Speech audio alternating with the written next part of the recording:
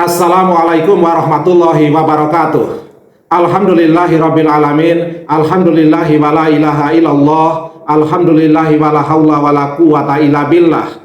Allahumma sholli ala Muhammad wa ala ali Muhammad. Hasbunallahu wa ni'mal wakil, ni'mal maula wa ni'man nasir, ya jal jalali wal ikram. Insyaallah pada kesempatan kali ini kita akan membahas tentang hukum menggunakan parfum beralkohol. Selamat menyimak dan semoga bermanfaat. Saudara-saudaraku yang baik hati, bolehkah kita sebagai muslim menggunakan parfum beralkohol? Bolehkah seorang muslim menggunakan parfum yang mengandung alkohol ketika sholat? Nah, mari kita temukan jawabannya berikut ini. Alkohol sebagai solvent atau pelarut pada parfum bukanlah khamar. Mungkin ini yang sering kurang dipahami oleh sebagian orang yang menghukumi haramnya menggunakan parfum beralkohol. Mereka mengira bahwa alkohol yang terdapat di dalam parfum adalah khamar. Perlu kita ketahui terlebih dahulu bahwa khamar adalah segala sesuatu yang memabukkan. Dalilnya adalah sabda dari Nabi Muhammad SAW, kullu muskirin khamrun wa kullu muskirin haram, yang artinya setiap yang memabukkan adalah khamar dan setiap yang memabukkan pastilah haram. Hadis riwayat Muslim nomor 2003 dari Ibnu Umar. Yang jadi ilah atau sebab pengharaman khamar adalah karena memabukkan. Mari kita perhatikan perkataan dari Syekh Muhammad bin Shalih Al-Utsaimin rahimahullah berikut ini. Khamar diharamkan karena ilah atau sebab pelarangan yang ada di dalamnya, yaitu karena memabukkan. Jika ilah tersebut hilang, maka pengharamannya pun hilang. Karena sesuai dengan kaidah al-hukmu yaduru ma'ilatihi wujudan wa adaman, yang artinya hukum itu ada dilihat dari ada atau tidak adanya ilah. Ilah di dalam pengharaman khamar adalah memabukkan, dan ilah ini berasal dari Al-Quran, As-Sunnah, dan ijma atau kesepakatan ulama kaum muslimin. Silakan baca kitab Majmu' Fatawa wa Rasail Ibnu Utsaimin juz 11 halaman 195. Saudara-saudaraku yang baik hati, perlu kiranya kita ketahui bersama bahwa alkohol, dalam hal ini etanol, yang bertindak sebagai solvent atau pelarut di dalam parfum bukanlah khamar. Pernyataan di atas senada dengan pernyataan dari Lembaga Pengkajian Pangan, Obat-obatan, dan Kosmetika Majelis Ulama Indonesia yang disingkat LP-POM MUI. Berikut ini kami kutip sebagian pernyataan MUI terkait hal ini. Alkohol yang dimaksud di dalam parfum adalah etanol.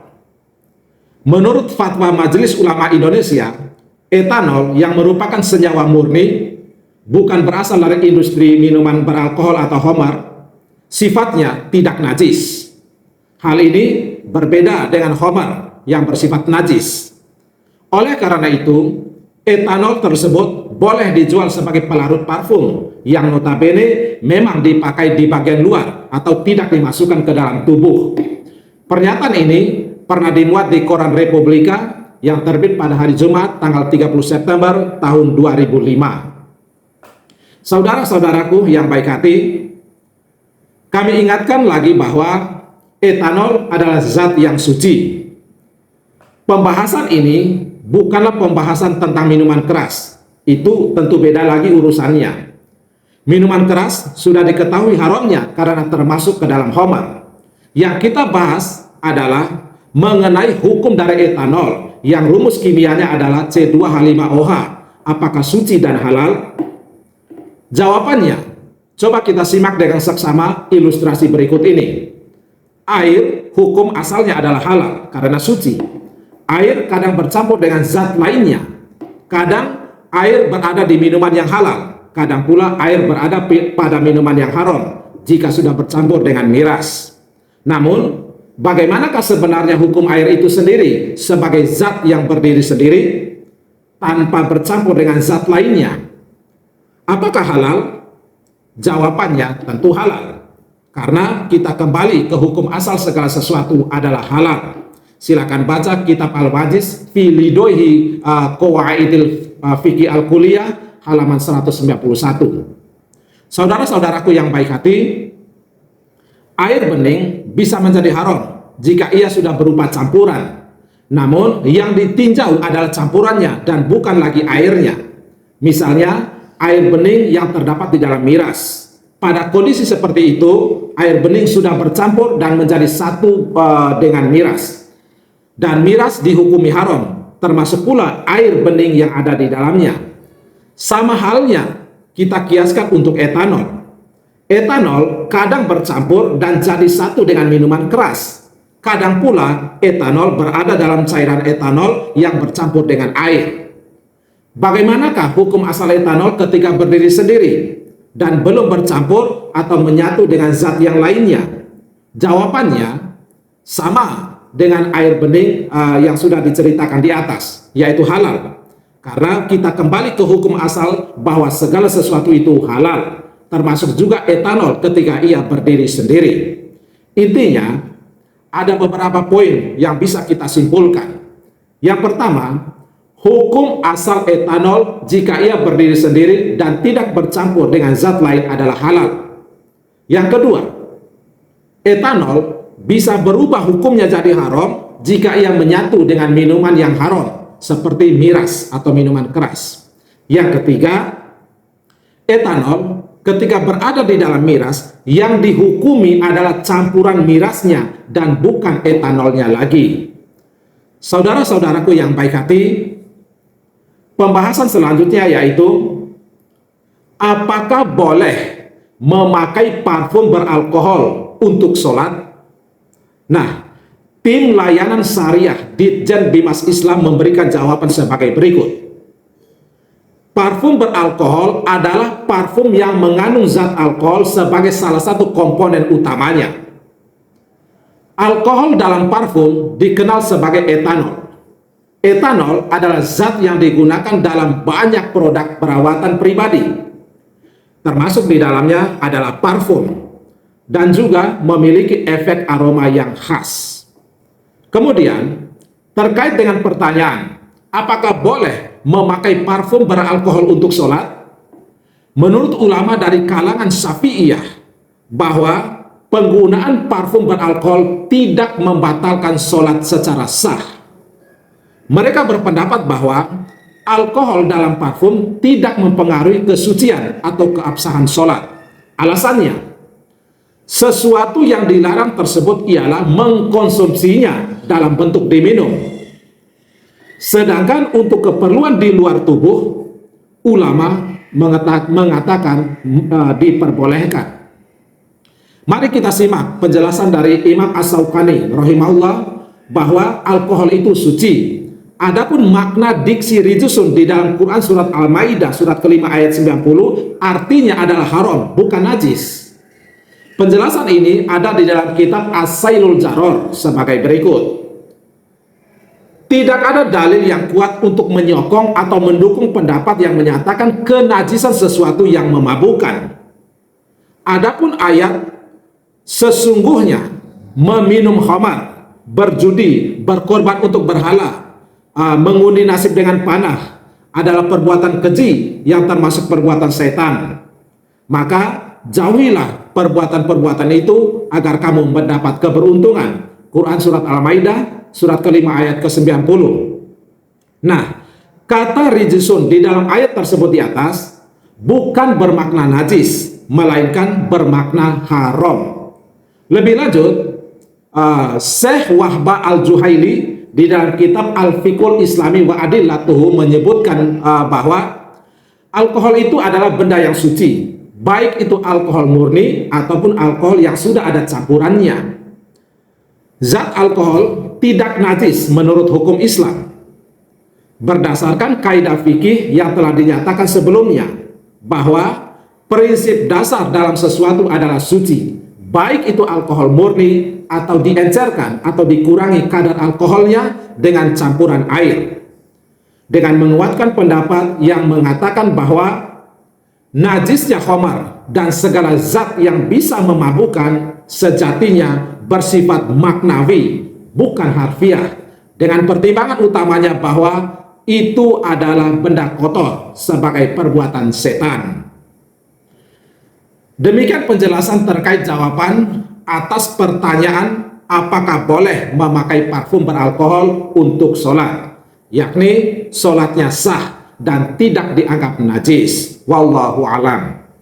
Saudara-saudaraku yang baik hati, selanjutnya mari kita simak pandangan dari Nahdlatul Ulama tentang persoalan ini. Dalam Muktamar NU yang ke-29 di Solo tanggal 29 Rajab sampai 3 Sa'ban 1382 Hijriah yang bertepatan dengan tanggal 25 sampai 29 Desember 1962 Masehi, disebutkan bahwa alkohol itu termasuk benda yang menjadi perselisihan hukumnya di antara para ulama. Dikatakan bahwa alkohol itu najis sebab memabukkan. Juga dikatakan bahwa alkohol itu tidak najis sebab tidak memabukkan. Bahwa hukumnya mematikan seperti racun.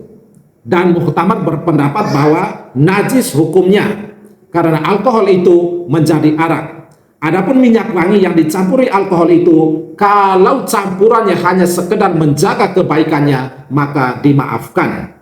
Begitu pula halnya dengan obat-obatan.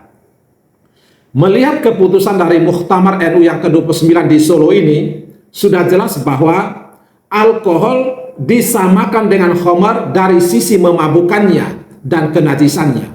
Namun, status kenajisan alkohol dimaafkan jika digunakan untuk campuran parfum secara sekedarnya saja. Karena memang alkohol atau etanol berperan sebagai pelarut dan pengikat bahan esensial. Tujuannya adalah agar aroma parfum bisa bertahan lebih lama.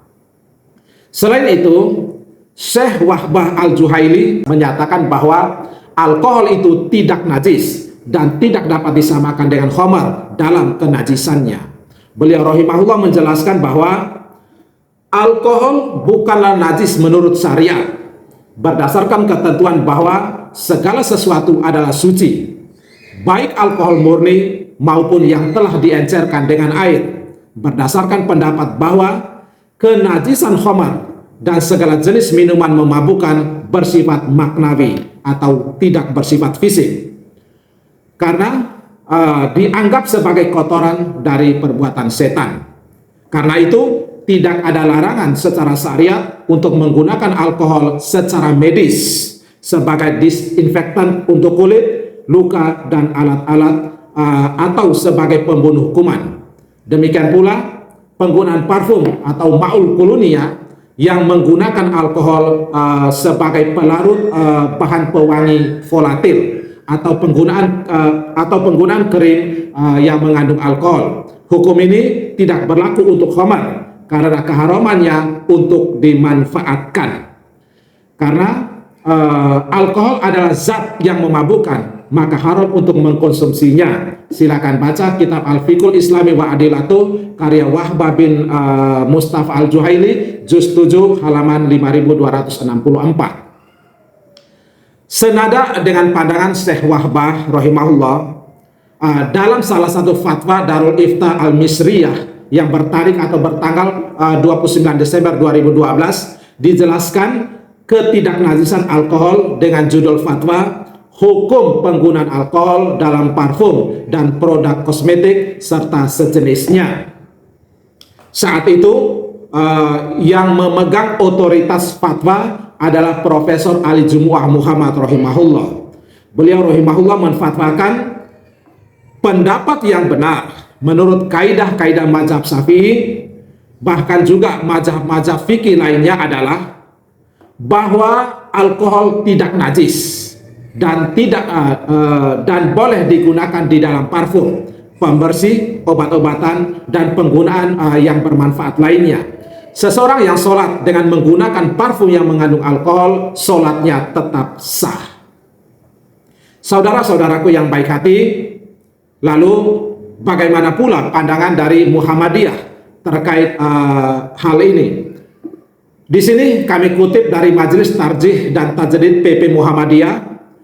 tentang hukum alkohol pada parfum, antiseptik, hand sanitizer, dan sejenisnya yang pernah dimuat di dalam majalah Suara Hidayatullah yang terbit pada tahun 2015, nomor 20 majalahnya, yang menjelaskan sebagai berikut bahwa alkohol yang dimaksud di dalam parfum adalah etanol.